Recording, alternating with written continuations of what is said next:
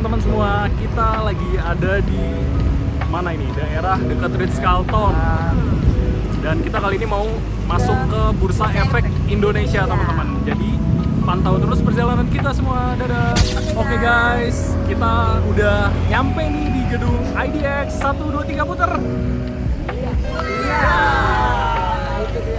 Nah, itu dia gedung IDX-nya. Kita lihat lebih dekat lagi ya, teman-teman. Sekarang kita mau masuk dulu ke gedungnya dan kita mau masuk dulu lihat-lihat ada apa aja di dalam. Lihat-lihat, terus kita juga mau nanya-nanya perihal mahasiswa bisa nggak sih kira-kira berinvestasi seperti itu. Wah, gila, bagus banget. Jujur sih gue nggak nyangka ya bisa kesini. Dulu tuh gue kira ini tuh kayak buat orang-orang yang serius-serius, pembahasannya serius-serius. Nggak nyangka sih gue bisa ada di sini sekarang. Tapi bisa nggak ya, dunia ini tuh nyambung dengan apa yang kita pelajari dan gue sebagai mahasiswa bisa paham dan bisa meresapi apa yang ada di IDX ini. Penasaran? Ayo nanti kita kulik bareng-bareng.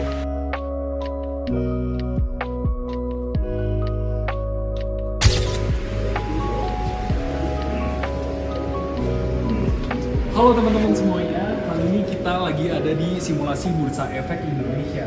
Nah, di sini karena yang situ offline, di sini gue akan menunjukkan bahwa ada penurunan nilai uang akibat inflasi, di mana kenapa kita harus melakukan investasi karena adanya inflasi, di mana mata uang kita itu tiap tahunnya bakal menurun. Contohnya pada tahun 1997 kita dapat membeli barang-barang sebanyak ini, namun di 2007 jumlah barang yang jumlah barang dengan nilai yang sama itu berkurang barangnya. Lalu ketika di 2017 dengan nominal yang sama Rp100.000 itu hanya bisa membeli segini barangnya. Nah, itu adalah contoh nyata dari inflasi. Selanjutnya kita lanjut di sini. Sebelum adanya teknologi digital, itu ada yang namanya denda sejarah. Di Bursa Efek Indonesia itu ada banyak barang nih yang digunakan ketika orang melakukan transaksi. Contohnya di sini ada binokular.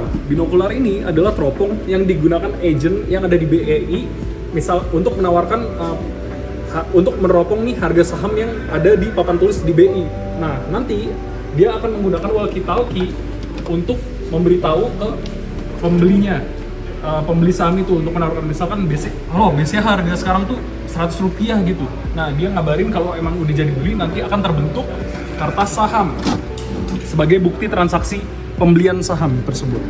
Dan di sini kita bisa lihat ada grafik ilustrasi perbandingan pertumbuhan investasi selama 10 tahun, di mana dengan nominal kita menabung sebesar 124.000 dari start dari tahun 2006 itu, untuk kita menabung emas nominalnya di 2016 sekarang saat ini adalah emas itu seharga 166.000, deposito 190.000 dan obligasi 208.000 serta saham 250.000, di mana return yang dihasilkan oleh saham itu sangatlah tinggi, obligasi moderat, dan ini emas deposito itu konservatif. Nah, namun kenapa ini dibuat cermin? Karena kalau boleh dideketin Mbak kameramen. Nah, karena kita lihat di sini itu ada pantulan nih. Di sini yang grafik berwarna ini adalah return yang dihasilkan, namun yang di belakangnya itu adalah kerugian atau risiko yang bisa kita ambil. Jadi semakin tinggi return yang dihasilkan oleh saham, maka semakin tinggi juga risikonya. Melihat kode-kode saham yang bergerak-gerak ini bikin deg-degan ya. Tapi ini bukan menjadi hal yang harus ditakutin. Seperti di sini ada SWAT, TAMU, atau TAIS, ini adalah kode-kode saham perusahaan besar. Dan yes, mahasiswa itu juga bisa mempunyai sebagian kecil dari perusahaan-perusahaan itu untuk membelinya lewat saham. Akan halnya seperti lo belanja online, yang dimana untuk di belanja online ini, kali ini lo belanja bukan untuk pendiri lo atau untuk event-event lo, tetapi untuk peluang di masa depan.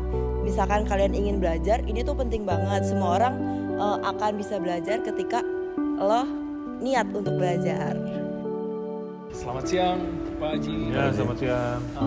Kami ingin bertanya nih seputar tentang Bursa Efek Indonesia dan investasi ini. Kenapa sih mahasiswa itu harus menjadi investor atau membeli saham dan terserah obligasi dan lain-lain? Oke, kenapa sih mahasiswa harus berinvestasi sedini mungkin gitu ya? Nah, kenapa Karena kalau kita ingin mempersiapkan masa depan yang lebih baik buat kemudian hari, ya kita harus siapkannya dari sekarang. Nah, mumpung teman-teman mahasiswa belajarnya lebih enak lagi, masih banyak waktu kosong. Nah, beda kalau kalian udah kerja kan udah susah ya teman-teman ya, waktunya pasti buat kerja. Nggak mungkin kalian seling waktu kerja tiba-tiba buka berapa sih kenaikan harga saham dan lain sebagainya. Nah, mumpung lagi mahasiswa dan masih banyak waktu luangnya, kalian bisa belajar memaksimalkan analisa yang sudah kalian lakukan, baik itu analisa fundamental ataupun teknikal, supaya nanti pas sudah kerja tinggal fokusnya investasi jangka panjang. Kurang lebih seperti itu. Nah, kalau untuk kita kan sebagai mahasiswa juga uang jajan tuh sebenarnya takut begini. Nah, itu gimana tuh ngatasinnya kalau akan ketakutan itu? Oke, baik. Sebenarnya tadi saya sudah sampaikan di awal ya, buat teman-teman yang belum bisa menyisihkan sebagian uangnya untuk diinvestasikan, nggak usah investasi dulu. Nah, tapi kalau kalian pengen tetap coba investasi, teman-teman bisa download aplikasi ADX Mobile. Jadi di aplikasi ADX Mobile itu kita punya fitur namanya virtual trading yang bisa kalian manfaatkan untuk mempraktekkan analisa yang sudah kalian lakukan terhadap suatu saham yang ingin kalian beli. Jadi nanti teman-teman akan dapat saldo 5 juta rupiah masing-masing, saldo virtual. Nah, nanti kalian tinggal coba aja nih, misalkan udah menganalisa satu perusahaan, terus kalian coba beli, kira-kira analisa yang saya lakukan udah benar atau belum. Nanti kalau misalkan benar dan untung, kalian mau coba pakai uang yang benerannya, nanti bisa. Jadi kalian bisa setidaknya kayak gladi resik lah sebelum mulai berinvestasi menggunakan duit yang beneran. Nah, untuk tata cara mulai investasinya itu gimana? Pembelian sahamnya itu harus ngapain dulu sih, Alur? Oke, baik. Sebelum kita masuk ke cara beli sahamnya, yang pertama kalian harus tentukan dulu tujuan keuangannya. Karena orang yang investasi cuma karena ikut-ikutan, ini biasanya ujungnya nggak bagus. Jadi pertama tentukan dulu tujuan keuangannya. Saya investasi misalkan pengen beli rumah, pengen buat biaya kuliah di luar negeri dan lain sebagainya ya. Tujuannya jangka panjang. Setelah tentukan tujuan keuangan, lakukan perencanaan keuangan terlebih dahulu. Karena penting banget jangan sampai kita investasi pakai duit panas atau uang pinjol, itu nggak boleh. Karena investasi tadi saya sudah sampaikan lagi, saya ulangi, harus pakai duit yang emang sudah kita sisihkan dari awal khusus untuk investasi. Nah, setelah itu baru datang ke sebelum datang kalian pelajari dulu instrumen investasi. Saham itu seperti apa, obligasi seperti apa, reksadana seperti apa, ETF seperti apa dan lain sebagainya. Nanti kalau sudah tahu dan sudah yakin, baru datang ke perusahaan sekuritas. Ada lebih dari 90 sekuritas yang bisa kalian datangi untuk buka rekening. Nanti setelah buka rekening di mereka, top up sebagian saldonya, habis itu beli saham yang sudah kalian analisa. Setelah itu udah ditinggal aja buat kalian investasi jangka panjang. Karena itu aja. Baik. Terima kasih banyak Pak Haji. Baik, terima kasih. Terima kasih banyak. Terima kasih.